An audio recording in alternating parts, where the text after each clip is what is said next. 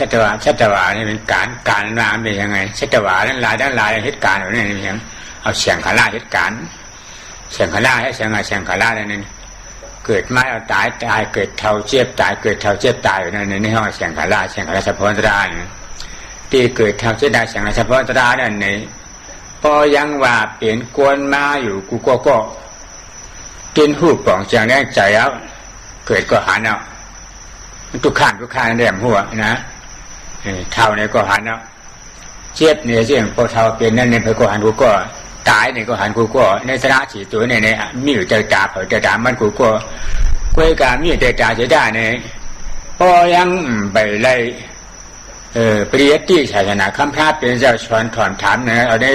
ย้ำการมาอย่างนี้ปีน้องอีโกลีชอบมูเชื่อชื่อคุยไปเลยทั้งหมดหันกูก็หันเหมือนพวกชาติภาษาหันก็นะหันตัวปืนตัวเปียกอย่างนี้หลวงพ่อบอกว่าสัตวะคือความเกิดขึ้นมาเป็นสัตว์โลกเนี่ยมันมีงานที่จะต้องทำงานที่ทำนั้นเอาอะไรไปทำเอาสังขารคือความปรุงแต่งว่าเป็นสัตว์เป็นคนเป็นสิ่งนั้นสิ่งนี้ทั้งหลายเหล่านั้นเรียกว่าสังขารความปรุงว่าเป็นคนเป็นสัตว์เป็นบุคคลตัวตนเราต่างๆนั่นเรียกว่าสังขารเอาสังขารเนี่ยเป็นตัวไปทำงานทีนี้เวลาสังขารทำงานที่ไหนทำงานที่เกิดแก่เจ็บตาย4อย่างเนี่ยเกิดแก่เจ็บตายเกิดแก่เจ็บตายอันความเกิดแก่เจ็บตายเนี่ยทุกคนก็ได้เห็นประจักษ์แก่ตาตัวเองรู้จักหมดเกิดเป็นยังไงแก่เป็นยังไงเจ็บเป็นยังไงตายเป็นยังไงทุกคนเห็นรู้จักหมด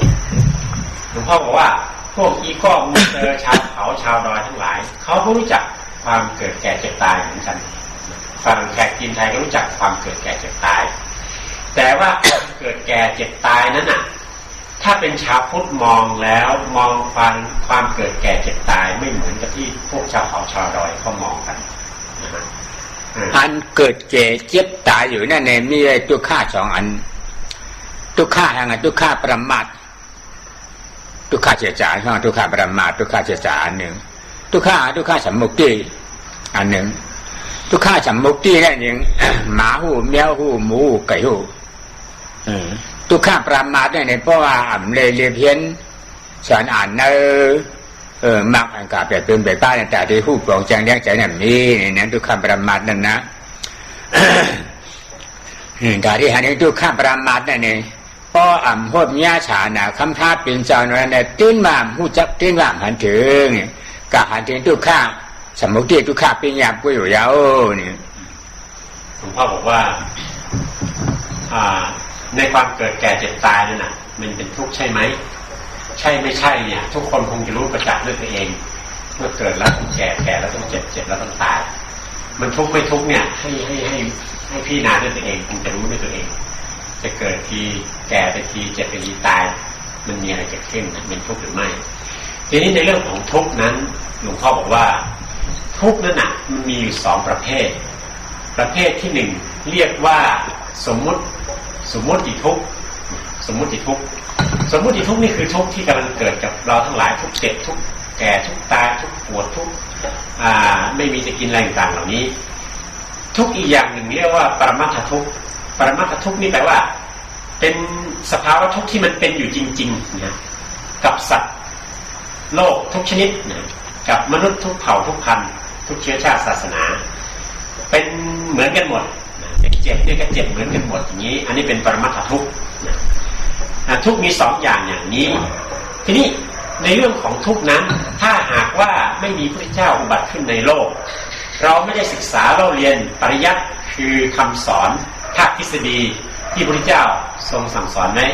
ถ้าเราไม่ศึกษาโดยการฟังถามคิดพิจารณาแล้วไม่มีโอกาสจะได้รู้ถึงข้อธรรมเหล่านี้ทุกข้าปิญญา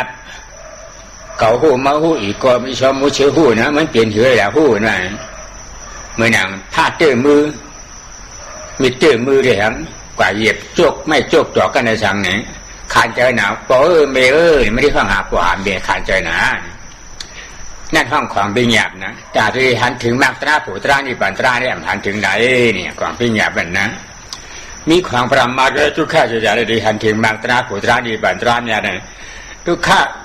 มีปรมาได้ไม่เป็นคันนิกาทุกข้าอยู่เพียบตาเล็ดมือในก้อยเกิดก็เปลี่ยนมันเท่าก็เปลี่ยนมันตายก็เปลี่ยนมันสมมุตินั่นนะโกนเท่าโกนเกิดโกนเท่าโกนเกิดโกนเจ็บโกนตายนี่เขาสมมุติตรานั่นเองหาถึงประมาทหารว่าหันถึงประมาทของปิญญาบว่าหันถึงประมาทนี่ก็ประมาทนี่ปานตราเนี่ยเป็นประมาทมากาตราเนี่ยเป็นประมาทผูตราเนี่ยเป็นประมาทเป็นประมาทโมดบ่หันถึงประมาทนั่นแต่ที่พอถึงกับที่ออกผัดยานหลอดเรื่องเกิดเจ็บตายได้เนี่ยมีตังออกหลอดมาทีนี้ความทุกข์ที่เป็นสมมติคือที่เรารู้กันอยู่ทั่วไปเนี่ยเป็นอีก้อมูเซอร์ชาวเขาชาวดอยชาวป่าชาวบ้านชาวเมืองก็รู้เหมือนกันหมดเป็นสภาวะทุกข์เหมือนกันหมดอย่างเช่นน้ำปักเท้าก็ปวดเจ็บแสบขึ้นมาโอ้พ่อเอ้ยแม่เอ้ยน้ำปักเท้าเจ็บเหลือเกินอันนี้คือทุกข์ธรรมดาที่เป็นทุกข์สมมติแต่ทุกข์ที่เป็นปรมัตถ์นั้นคือสภาวะความเป็นจริงที่เมื่อมันมีการกระทบสัมผัสแล้วมันมีความทุกข์เกิดขึ้นในจิตในใจเนาะมันจะเหมือนกันหมดเป็นสากลเหมือนกันหมดความรู้สึกเจ็บความรู้สึกเย็นร้อนอ่อนแข็งต่างๆที่มันปรากฏขึ้นที่จิตใจนั่นเรียกว่าปรมัตถทุกข์นะคือของจริงที่ไม่ว่าจะเอาไปใส่สัตว์ใส่คนใส่คนชาติไหนก็ตามเจ็บก็เป็นเจ็บอันเดียวกันหิวก็เป็นหิวอันเดียวกันเนาะร้องไห้ดีใจเสียใจก็เป็นอันเดียวกันแต่ว่าภาษาสมมุติที่ไปเรียกชื่อมันต่างกันคนไทยเรียกร้องไห้ฝรั่งมันจะเรียกอะไรคนจีนจะเรียกอะไรนี่เป็นสมมุติเฉยๆแต่สภาวะที่เป็นปรมัตถ์นั่นคืออันเดียวกันทุกที่เป็นปรมัตถ์นั้นจึงเป็นทุกข์ที่เมื่อเราเข้าไปกำหนดรู้มันแล้วเนี่ยจะทำให้เราสามารถข้ามล่วงพ้นความทุกข์อันนั้นได้ถ้าเราเห็นความจริงของมันเพราะมันเป็นอย่างนี้เหมือนกันเป็นความจริงอยู่อย่างนี้เข้าใจในสภาวะทุกข์ที่เป็นปรมัตถ์หรือเป็นความจริงอย่างนี้แล้วก็จะทำให้เข้าถึงมรรคผลนิพพานที่สงบเย็นได้แต่ถ้าเราเข้าใจเป็นสมมุติอยู่โอ้ฉันเจ็บนั่นเจ็บนี่เจ็บขาเจ็บหัวเจ็บเท้าเจ็บอะไรต่างๆที่เป็นเหมือนกับทั่วไปที่เป็นบัญญัติสมมุติขึ้นมาเนี่ยอันนี้มันเหมือนกันหมดพิจารณาแล้วก็ไม่เป็นเหตุให้พ้นจากมันได้พ้นจากความทุกข์ได้เกิดแก่เจ็บตายตายทุกข์ให้ดวงนั้นนั่นเองเป็นทุกข์ทุกข์เจ็บตายแต่ทุกข์เจ็บตายทุกข์มันตั้งขันใจอยากผืดขันใจสัจจาว่ามันเป็นอย่างสัจจามันเป็นของอนัตตาเลยนะตั้งทุกข์นั้นทุกข์ตายมันเป็นของอนัตตาไว้อันเจ็บของเก่าของมันของยิ่งของใจของปีของฉันเป็นสัจจาเนี่ยสัจจาได้ทั้งอนัตตานั้นเปลี่ยนเดียวกันมีความอนัตตาที่ของอนัตตานั่นเนี่ยที่เลยหาหันเหตุนั้นอันจะเกิดเท่าเจี๊ยบตายมันลุกที่ไหนมาเนี่ยจำโน่เนี่ยถ้าพวกของเจียงเลี้ยงจะมันลุกกันไหนมาเนี่ยสมมุติสัจจาว่านั่นเป็นสังไงสมมุติสัจจาว่านั่นเป็นโลภะมานะทิฏฐิตราฉันตุอวิชชาตราอวิชชาโมหะมาโมหะหิริการโดยสบายวิชาตนาสี่ตัวรวมกันเป็น7ตัววิจิกิจฉาตัวก็เป็น8ตัวนั่น8ตัวนั่นผู้อ่อนหัวหน้าเขานั่นเป็นภาระเป็นอัตตาเป็นกับอัตตาทิฏฐิสักกายทิฏฐิอัตตาทิฏฐิเป็นตัวเดียวกันนะสักกายนั่นมันอันตรามีแจงเลี้ยงทางช้าๆนั่นเอามาให้ความเก่าจังว่าสักกายทิฏฐิหรืออัตตาก็เปลี่ยนมันสักกายก็เปลี่ยนมันเปลี่ยนตัวเดียวกันเพราะโมหะหันเพราะหันต้องผู้หันผู้จักเหตุนั้นผลนั้นก็ผู้จักก็ทุกขาเตเหตุอันมาปันทุกขานั้นก็ลูกกระดิ่งเลยมาลูกที่สมมุติเสียจานนั้นมาเนี่ยให้ป้อหมอเก็บเป็ดเหตุมันนั่นเหตุมันเกิดขึ้นมากำเลยนี่ก็เจ็บมันเกิดขึ้นมาเนี่ยป้าดังเหตุเรื่องเกิดขึ้นมากับกันขึ้นมาเอาเป็ดเหตุมันจำดีเอาเป็ดเหตุมันจำดีนี่จริงให้ป้อหมอกันป้อหมอเอาเป็ดเหตุมันนะป้อเหตุนั้นหายลายกว่าแล้วเป็นไงจริงเตรียมตายมาเตรียมได้เกิดเท่าเสียตายมากตระผูตระดิบันตระนั่นที่เกิดขึ้นมาบ้านความเกิดแก่เจ็บตายเนี่ยเป็นทุกคนคงรู้ดีอยู่แล้วนะทีนี้เมื่อมันเป็นความทุกข์อย่างนั้น สิ่งที่เป็นความจริงของทุกข์เรียกว่าสัจจะทุกขสัจจะหรือว่าความจริงของความทุกข์คืออะไรความจริงของความทุกข์เมื่อเรารู้ว่าเกิดแก่เจ็บตายเป็นทุกข์เราก็ค้นหาเหตุของความเกิดแก่เจ็บตายเพราะเหตุอันใดถึงต้องมาเกิดแก่เจ็บตายถึงต้องมาทุกข์เมื่อค้นหาเหตุของมันแล้วพระพุทธองค์ได้ค้นพบแล้วและได้ทรงตรัสสอนมาให้เราทั้งหลายได้รู้ว่าเหตุที่เกิดแห่งทุกข์นั้นก็คืออวิชชาความไม่รู้หรือโมหะความไม่รู้ความมืดบอดความเห็นผิดแล้วก็อวิชชานั้นประกอบด้วยอะไรโมหะความมืดบอดไม่รู้ไม่มีปัญญารู้อหิริกะความไม่ละอายต่อบาปอโนตปะความไม่เกรงกลัวต่อบาปอุทธัจจะความฟุ้งซ่านของจิตที่ฟุ้งซ่านแลกไปไม่รู้จักหยุดจักหย่อนคิดโน่นคิดนี่ไม่รู้จักหยุดจักหย่อนปรุงแต่งไม่รู้จักหยุดหย่อนนี่คืออุทธัจจะ4ตัวแล้วอีกกลุ่มหนึ่งก็คือโลภะความโลภอยากได้ไม่รู้จักสิ้นสุดมานะความถือตัวถือดีทิฏฐิคืออัตตาทิฏฐิความเห็นว่าเป็นตัวเป็นตน8ตัวนี่คือตัวอวิชชาตัวกิเลส8ตัวมีวิจิกิจฉาความเชื่อผิดความลังเลสงสัยความไม่รู้จริงเรียกว่าวิจิกิจฉาเชื่อว่าเป็นตัวเป็นตนอีกตัวหนึ่งรวมเป็น8ตัวกิเลส8ตัวนี่แหละเป็นต้นเหตุที่ทำให้ต้องเกิดทุกข์เกิดความเวียนว่ายตายเกิดเมื่อรู้จักต้นเหตุอย่างนี้แล้วพิจารณาว่าในบรรดาต้นเหตุทั้ง8เนี่ยใครเป็นหัวหน้าเมื่อพิจารณาลงไปแล้วก็เห็นว่าอัตตาทิฏฐิความเห็นเป็นเราเป็นกูเป็นตัวเป็นตนนั่นแหละเป็นหัวหน้าใหญ่เนาะเป็นพ่อของกิเลสวิจิกิจฉาความเชื่อผิดว่าเป็นตัวเป็นตนเป็นเราความไม่รู้วิจิกิจฉาความลังเลสงสัยตัวนี้เป็นแม่ของกิเลสตัณหาทั้งหมดนะอัตตาทิฏฐิความเห็นเป็นตัววิจิกิจฉาความเชื่อผิดว่าเป็นตัวเป็นตน2อันนี่แหละเป็นต้นเหตุเป็นพ่อแม่แห่งกิเลสตัณหาทั้งปวงเป็นต้นเหตุแห่งทุกข์ดังนั้นหลวงพ่อจึงบอกว่าเมื่อเรารู้ว่าทุกข์มีนะจึงมีเกิดแก่เจ็บตายทีนี้เหตุเกิดทุกข์คืออะไรเหตุเกิดทุกข์คือความไม่รู้ความเห็นผิดอวิชชาตัวต้นเหตุแห่งความไม่รู้นั่นคืออัตตาความเห็นเป็นตัวเป็นตนถือว่าเป็นตัวเป็นตนถ้าจะเอาทุกข์ออกทำอย่างไรก็ต้องเอาเหตุเกิดทุกข์คือสมุทัยหรือตัวอัตตานั้นออกจะเอาอัตตาออกทำอย่างไรเมื่อเรานั่งหลับตาพิจารณาเข้าไปในกายในจิตพบความรู้สึกเจ็บปวดเต้นต่อขึ้นมาก็พิจารณาว่าอันนี้เป็นอนัตตาบังคับบัญชาไม่ได้ไม่ใช่ของเราถ้าหากมีความเป็นเราเข้าไปยึดมันก็เป็นเราเจ็บเราปวดถ้าเราเอาเราออกเสียเราสิเป็นต้นเหตุทุกนี้เอาออกเสียเป็นอนัตตาเราเห็นอนัตตาเห็นสัจจะเห็นความจริงเมื่อจะเจ็บขึ้นอันนี้อนัตตาบังคับบัญชาไม่ได้เป็นของเราวางพิจารณาแล้วก็วางร้อนหนาขึ้นมานี่อนัตตาไม่ใช่ของเราวางความรู้สึกยินดีนะที่เกิดขึ้นจากการกระทบทางตาหูจมูกลิ้นกายใจมีขึ้นมาเมื่อไหร่วางยินดีก็วางยินร้ายก็วางอันนั้นคือการวางอัตตาเองเมื่อวางอัตตาเกิดไม่ได้ต้นเหตุแห่งทุกข์ไม่เกิดทุกข์ก็ไม่ทุกข์กระดับลงไปทุกขณะอันนี้คือวิธีการปฏิบัติเพื่อให้พ้นจากทุกข์ย่านเกิดเจ็บเจ็บตายนั่นมีถังซาแต่ตามีเจ็บเผลอผู้ใดก็ตื้นน้ำเดือนเผลอนั่นนะตื้นหันแต่ตายเพราะอันเกิดเจ็บเจ็บตายมีถังซาแต่ตาก็ที่อันได้เกิดเจ็บเจ็บตายอนัตตาสภาวะนี่ป่านตรามยาดันเตรียมเลยตายนั่นอมตะตรานั่นเนี่ยจึงมีนะจึงมีที่ฉันมันมีด่าเนี่ยเพราะอันเทียบเกิดเจ็บตายนั่นรับหมอเจ้าก็ที่อมตะเตรียมตายตรานั่นที่เกิดขึ้นมาเตียนใส่กำเดียวเตียนเนี่ยตีมันกำเดียวอันเฮ็ดให้ตราตัวในเกิดขึ้นมานั่นเป็นภาระเป็นมรรคเจจามรรคญาณนำมรรคนิเจจายมรรคเจจามันจะมาที่สมาสังกัปปะปิญญาตรา2ตัวอันอ้วนอันตัวอันอ้วนอันตัวอ้วนอย่างไหนอ้วนเกิดเจ็บตายด้วยเจ็บตัวข้าหรือมันเหตุตัวข้าเนี่ยมันเจอความกับอ้วนวางแปด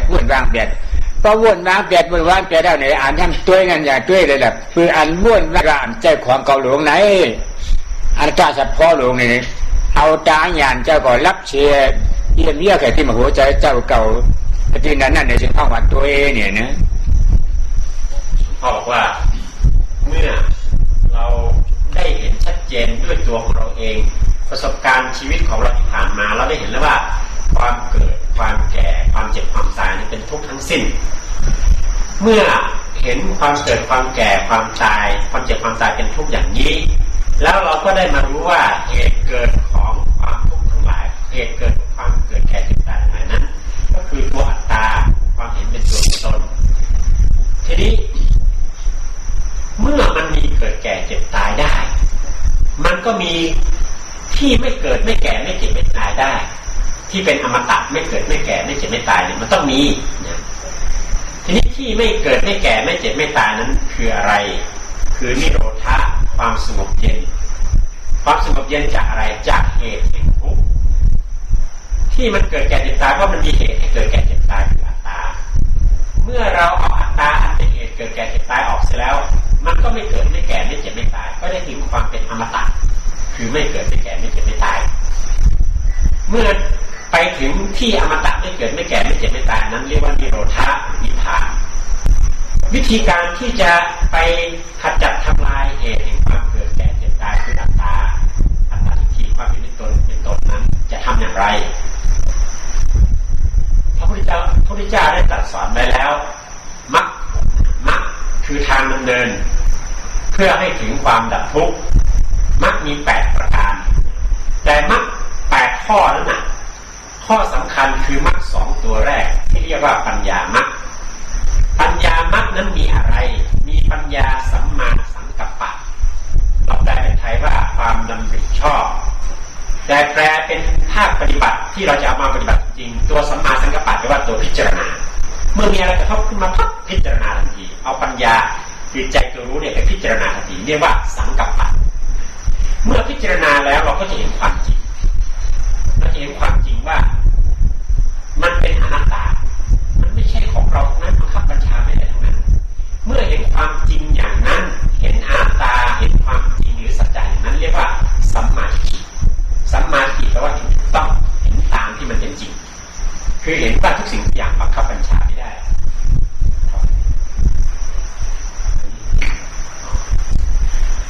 เห็นตามที่มันเป็นจริงปัญญา2ตัวนี้สำคัญมรรค2ตัวนี้สำคัญถ้าเราเจริญมรรค2ตัวนี้แล้วมรรคที่เหลืออีก6ตัวเนี่ยเขาจะตามมาเป็นผู้สนับสนุนโดยอัตโนมัติเพราะฉะนั้นสิ่งที่เราจะต้องรู้ในวันนี้ที่หลวงพ่อเทศมาทั้งหมดเนี่ยให้เรารู้ว่า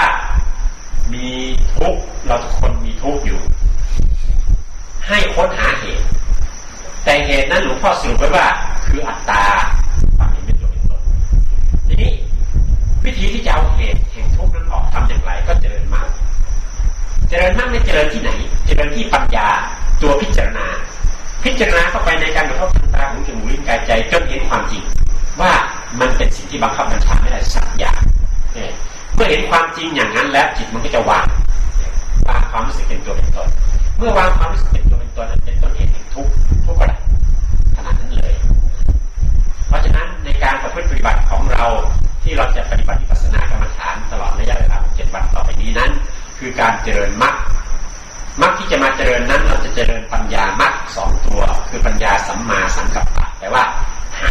หรือพิจารณาและปัญญาสัมมาทิฏฐิคือหาให้เห็นเหตุทุกข์หาให้เห็นความจริงหาให้เห็นสัจจะหาให้เห็นอนัตตาก็ปองใจชนะสองคูเนี่ยมันก็ง่ายกว่านี่ปั่นกระเทียนมามันอยากสังนะมันยังง่ายกว่าเมืองผีเมืองสังดูกว่านี่เขาฝ่าเมืองผีเมืองสังนางเหตุการณ์ตาหน้าเหตุการณ์สีหน้ามันอยากย่านขันใจกะหนึ่งเหตุการณ์เมืองสังไอ้นั่งว่นลูกจุกว่นนั่งยืนพวกหรือก็หูนั่งพวกโบราณจู่ในเช่นเมืองกลาเขาในความเมืองสังมันอยากการมีพัฒนาภาวนาตนาเนี่ยจริงเพราะว่าอุจักตราสองคูเนี่ยหลียงงามเอาเนี่ยจริงเจ็ดตู้ก็เป็นภาระเป็นอากาศที่วิจิตรชาทำเนี่ยเหตุชั่วก็เป็นภาระเหตุชั่วเป็นอนัตตานั่นน่ะเนี่ยเป็นอนัตตาในทั้งสถานนั่นน่ะสถานยืนย้ำยืนย้ำชื่อเตี้ยใจเตี้ยนั่นสถานยืนย้ำชื่อเตี้ยใจเตี้ยนี่ อนัตตาเนี่ยอันใจความเก่านี่นะถ้าไม่อ่านมาชูตราอัตตาโตกว่าเลยอนัตตาเกิดขึ้นแก่เนี่ยเป็นแบบเป็นมากเป็นอย่างก็เฮ็ดทางห่างปองไงเพราะปองแจงเลี้ยงใจกันได้เรื่องนี้โมเฮ็ดกันเนี่ยมันจริงเลยมากอริยาก็ได้ฉาบไว้กล้าเจ้าเขาได้อำนูเปิ้ลปรามีมักค้าเหือติ้นว่าได้มักเลยผูกกว่าทั้งเผยมาอยู่นี่เขาบอกว่าถ้าหากเราศึกษาให้เข้าใจถึงวิธีการประพฤติปฏิบัติที่ปัญหากรรมฐานที่หลวงพ่อพูดมาเมื่อกี้นั้นมรรคผลนิพพานก็เป็นของง่ายๆแค่เอื้อมนี่เองทำไมถึงว่าง่ายๆแค่เอื้อมก็เพราะว่าเมื่อเราได้รู้อย่างที่พระเจ้าทรงสอนไว้ว่าถ้าหากว่าเรามีทุกข์เราปรารถนาที่จะพ้นจากความทุกข์นั้นเราต้องหาเหตุของมันว่ามาจากไหนเมื่อหาเหตุของมันนั้นเราไม่ต้องไปค้นหาอย่างที่พระเจ้าทรงค้นหาเพราะพระเจ้าได้ค้นหาพบแล้วก็มันมาบอกเราแล้วว่าเหตุแห่งทุกข์สมุทัยเหตุแห่งทุกข์นั้นก็คืออัตตทิฏฐิวิจิกิจฉาความเห็นผิดว่าเป็นตัวเป็นตนเป็นเราเป็นเขานั่นแหละเป็นต้นเหตุแห่งทุกข์ทีนี้เมื่อรู้ต้นเหตุแห่งทุกข์แล้ววิธีที่จะดับทุกข์ดับต้นเหตุแห่งทุกข์นั้นทำอย่างไรพระเจ้าก็ได้ประพฤติปฏิบัติมาแล้วก็นำมาบอกมาสอนพวกเราว่าให้ปฏิบัติให้เจริญมรรคที่จะเอามาเจริญนั้นมีอะไรล่ะก็มีปัญญามรรค2ตัวเท่านั้นเองคือพิจารณาจนเห็นความจริงหาแล้วก็จะเห็นหาแล้วก็จะเห็นหาอะไรหาเหตุทุกข์ก็จะเห็นเหตุทุกข์เมื่อเห็นเหตุทุกข์ก็วางเหตุทุกข์เมื่อวางเหตุทุกข์ผลทุกข์ก็ดับทีนี้ตัวเหตุทุกข์คืออัตตทิฏฐิวิจิกิจฉาที่ว่าเมื่อกี้ความเห็นเป็นตัวเป็นตนตัวเหตุสุขคืออะไรเหตุสุขก็คือความเห็นไม่ใช่ตัวไม่ใช่ตนนั่นเองเห็นทุกอย่างไม่ใช่ตัวไม่ใช่ตนภาษาบาลีเรียกว่าอนัตตาเป็นภาษาบาลีเมื่อไรเรามองเข้าไปในตัวในใจของเราเราไปเห็นสิ่งที่ไปเข้าใจไปเห็นสิ่งที่ไม่ใช่ตัวไม่ใช่ตนหรือเห็นอนัตตาในตัวในใจของเราแล้วนะเมื่อนั้นล่ะเราเห็นเหตุสุขนะเอาความที่เห็นอนัตตาอยู่ตลอดเวลานะไปต่อสู้กับความเป็นอัตตาความเป็นตัวเป็นตนเมื่อเราเห็นอนัตตามากขึ้นเท่าไหร่อัตตาความรู้สึกเป็นตัวเป็นตนก็ตกลงไปดับลงไปมากเท่านั้นจนในที่สุดมันก็หมดไปจากจิตจากใจของเราเมื่อเห็นทุกข์ดับหมดไปจากจิตจากใจเราก็ผลทุกข์มันดับสิ่งที่เหลือก็คือผลสุขคือนิโรธะความสงบเย็นความดับกิเลสตัณหาความสุขสบายที่เป็นอมตะไม่ต้องเกิดไม่ต้องตายอีกนั่งรถมากกว่าหนาพอโยพ่อบอกว่านั่งรถมาตั้ง10 ชั่วโมง